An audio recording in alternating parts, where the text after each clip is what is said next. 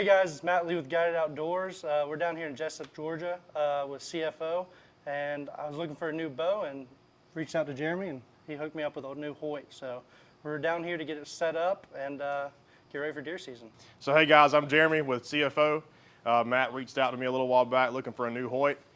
And I said, yeah man, we got a whole new lineup in. We can custom order, we can do all kinds of different things, start to finish, arrows, bow, whatever. So we're going to kind of jump right into this today and just kind of show you what we're about. Hey guys, so we're going to pull it out of the box. First time I've seen this, pretty pumped about it. Let's see. Oh yeah. I went with the green color and the orange strings. So.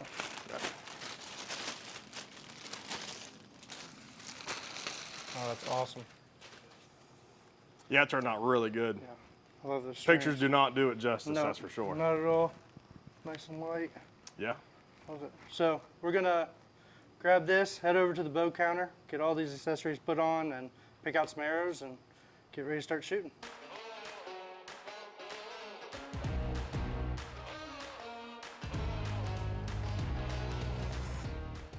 Hey guys, we're out here at CFO in Jesup, Georgia. We're with Dylan, the bow tech here, and he's going to go through the process of getting this Hoyt set up.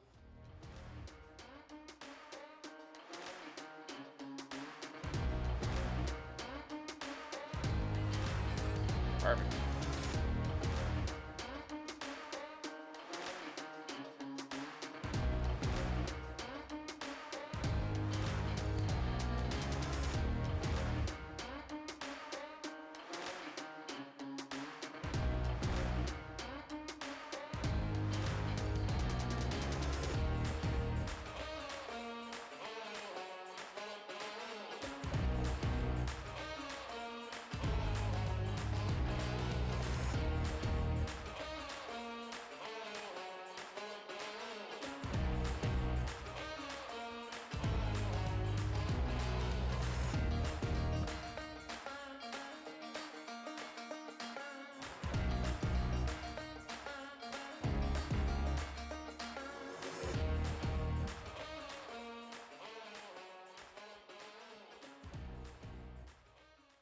So what we're fixing to do is fixing to square it, get the D-loop on, and basically just get it to a starting point.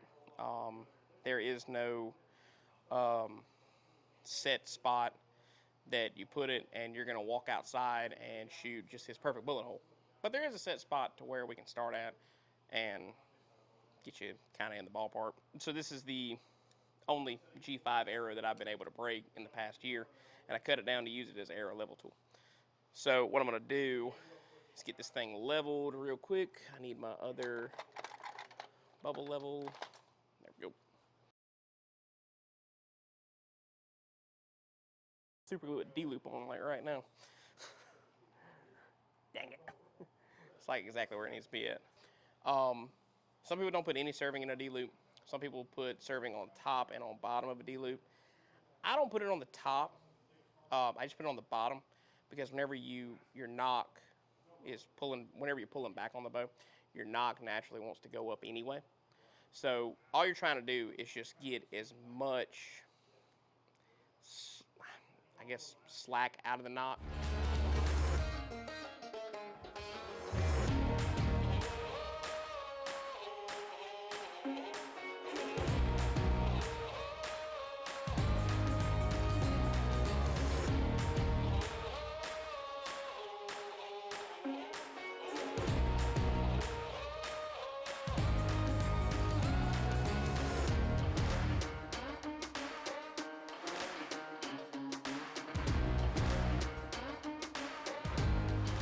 All right, now, because that's not exact, I just like to double check myself.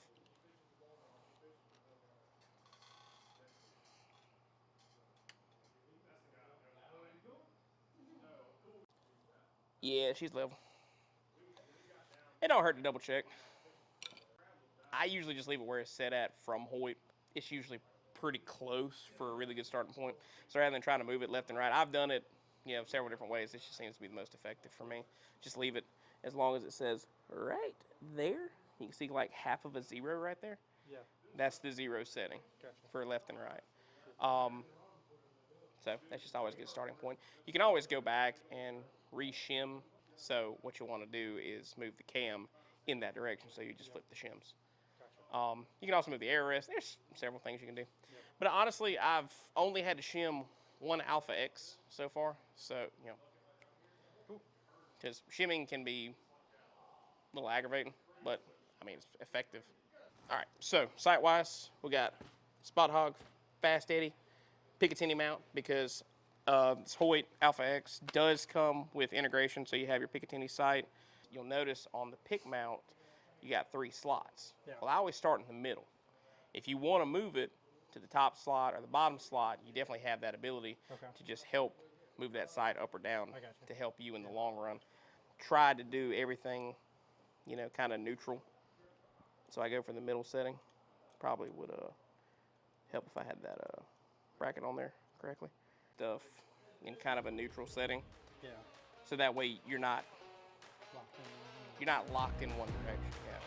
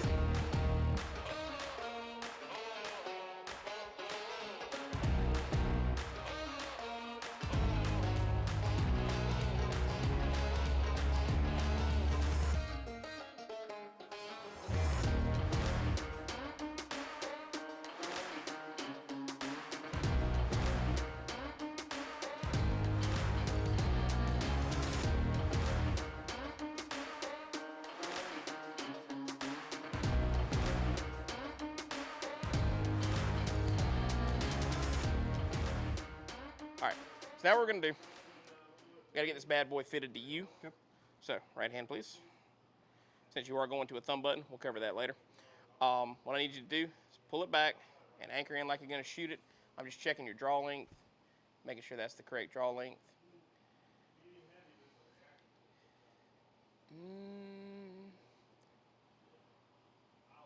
So I can tell the peep's low, so don't worry about that. We'll adjust that later. But just from looking at it, because what you want is you want the string to come to the corner of your mouth where it's touching the tip of your nose. You're a little past that, but this is entirely your preference because that's where it's recommended at. But if that's comfortable to you, we can leave it there, or I can shorten it up. Like I said, going back to the 1/4 inch adjustments, I can shorten a 1/4 of an inch. I can do whatever we need to do. Feels pretty good. Okay. If that feels good to you, I can move that peep up, and then we'll redo it. What we're going to do here is we're going to time this air rest. So, easiest way to do it, pull that as tight as you can get it. And get you a handy dandy draw board that everybody keeps in their back pocket. Not really.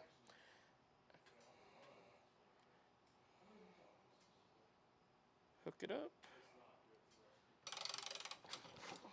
Hey, take that out. You started out with a green bow, and then like at the end of it's like, yeah, so it's got this nice black Hoyt Alpha X. Like, wait a minute, it was green 30 minutes ago. What happened here? All right, so what you do, take a draw board, get it all the way back, because what you want it to do is you want this rest, this is why you might need to come on this side, is your air rest, because when it locks up on the QADs, it has a little bit of slack that it still has to go. So you want that to tighten up the last 1/4 of the draw cycle. So if you look right here, your draw stops right there. So you're definitely in the last 1/4 of the draw cycle. And there it's fully deployed. You still got a little bit of gap to go before it actually completes the draw cycle. And that is how easy it is to time your air rest. So when it comes to arrows, obviously we got several different options.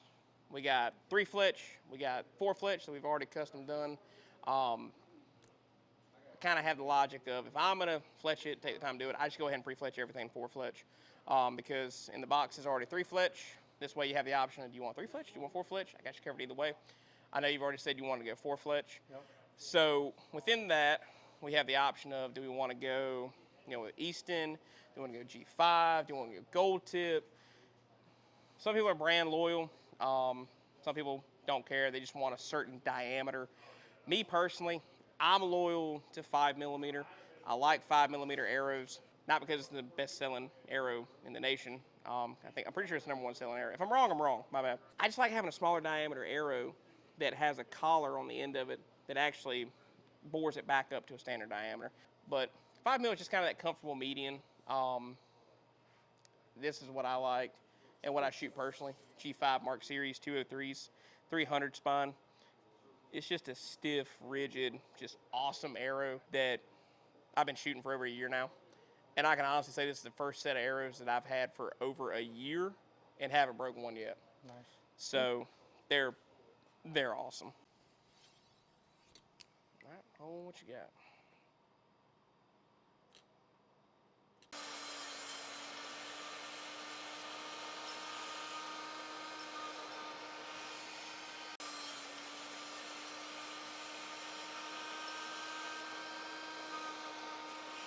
So I decided to go with the UV button. This is my first time ever shooting a button release. I've been trigger release for all my life. So really excited to switch over to this, and we'll see how it goes.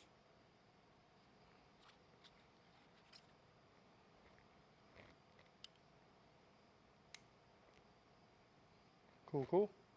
Let's go shoot it.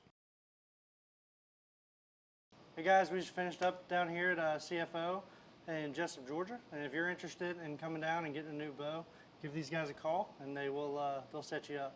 And also, if you're interested in any hunts or fishing trips this year, head over to GuidedOutdoors.com. We are in 28 states and 3 different countries right now. So go head over, pick your trip, pick your dates, pay for everything right there on the website, and we'll get you closer to the outdoors. Y'all have a good one. Appreciate the business, man. Absolutely. Appreciate it, man.